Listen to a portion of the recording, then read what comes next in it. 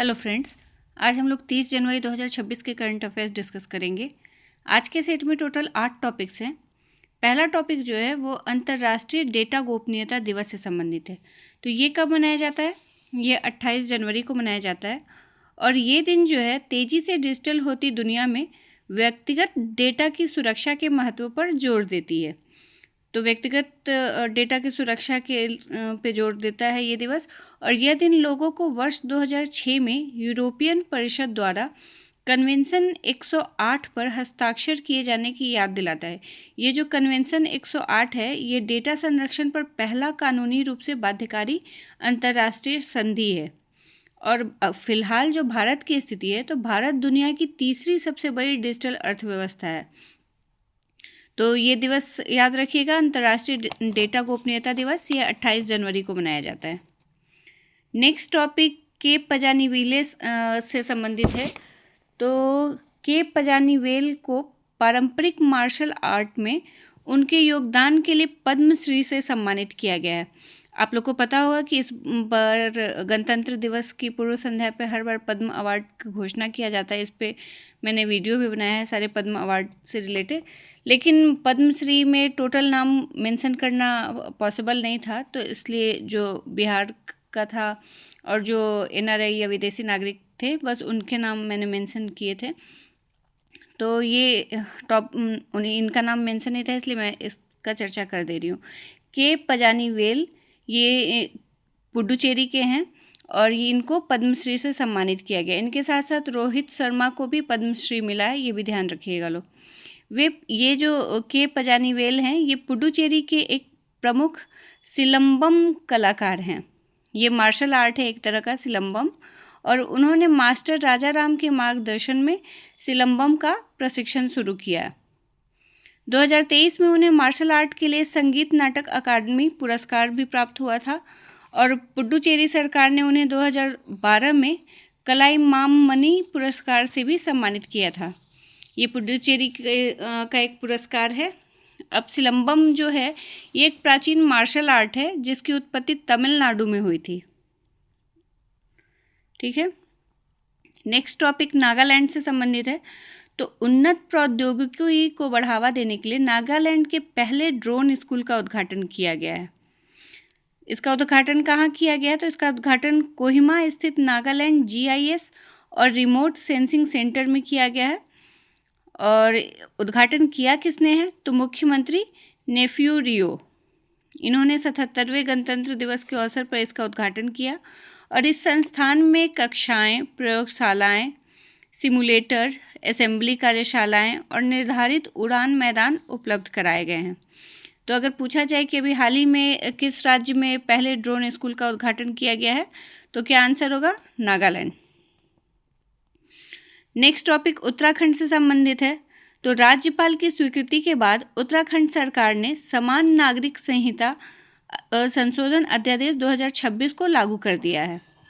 यह अध्यादेश भारत के संविधान के अनुच्छेद 213 के तहत जारी किया गया है और तत्काल प्रभाव से लागू किया गया है। इसको लागू करने का उद्देश्य क्या है?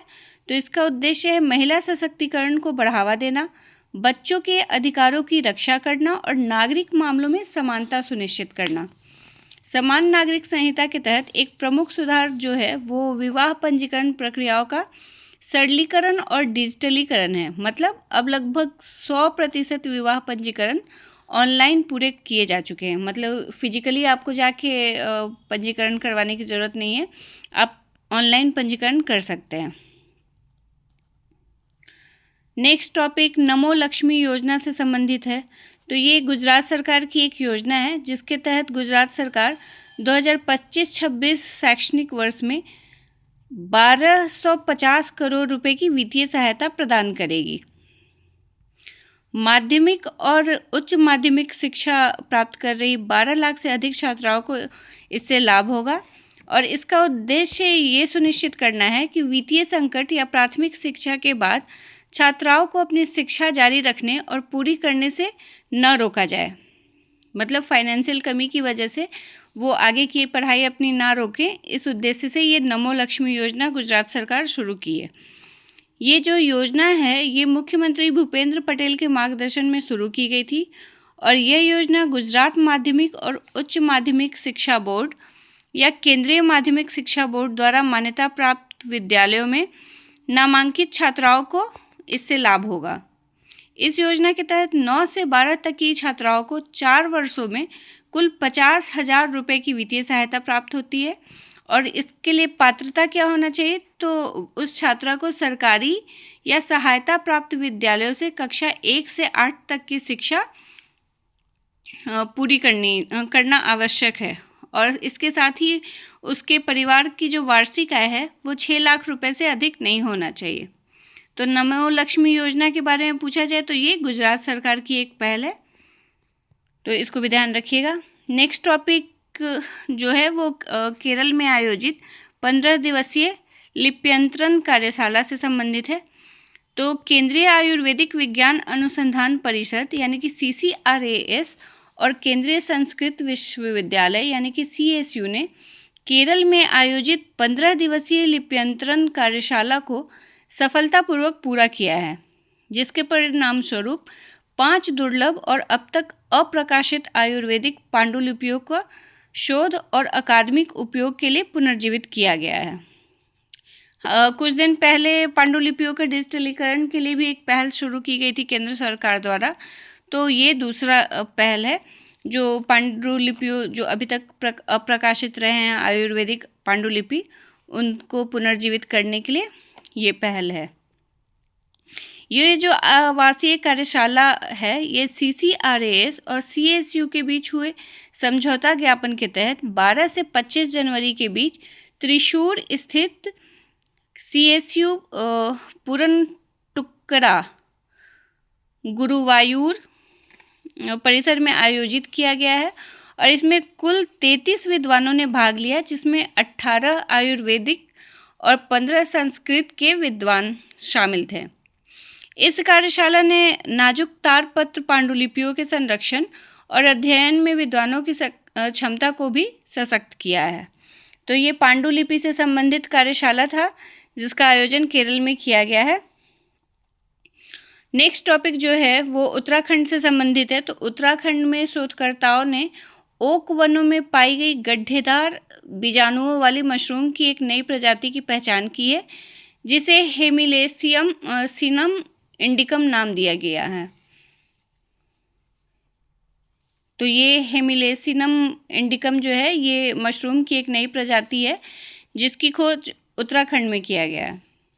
वर्ष 2022 से 23 के दौरान किए गए फील्ड अध्ययनों में यह खोज हुआ और यह भारत में हेमिलेसिनम वंश की पहली दर्ज उपस्थिति है। ये जो मशरूम है ये उत्तराखंड के बागेश्वर जिले के धाकुरी क्षेत्र में 2600 मीटर से अधिक ऊंचाई पर पाया गया है। और ये सर्वेक्षण किसके द्वारा किया गया है, तो ये सर्वेक्षण भारतीय वनस्पति सर्वेक्षण और यूनिवर्सिटी ऑफ टोरिनो और सेंट जेवियर्स कॉलेज के शोधकर्ताओं द्वारा संयुक्त रूप से किया गया है। अब हेमिलेसियम इंडिकम के बारे में जान लेते हैं कि उसकी क्या क्या विशेषताएं हैं। तो ये जो मशरूम है ये पारिस्थितिकी रूप से एक्टोमाइकोराइजल है। ये एक्टोमाइकोराइजल है जिसका मतलब होता है कि यह पेड़ों की जड़ों के साथ सहजीवी संबंध बनाता है।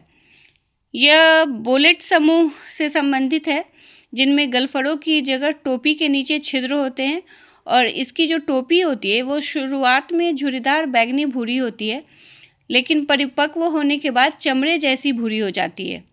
इसके छिद्रों की सतह हल्की पीली होती है और चोट लगने पर रंग नहीं बदलती है। तो अगर पूछा जाए कि हेमिलेसियम इंडिकम नामक मशरूम की खोज कहाँ की गई है, तो उत्तराखंड में। नेक्स्ट टॉपिक भी केरल से संबंधित है। तो केरल के मुख्यमंत्री पिनराई विजयन ने तिरुवनंतपुरम में आयोजित एक सार्वजनिक कार्यक्रम में बैसिलस सिप्टिलिस को अपना राज्य सूक्ष्म जीव घोषित किया है।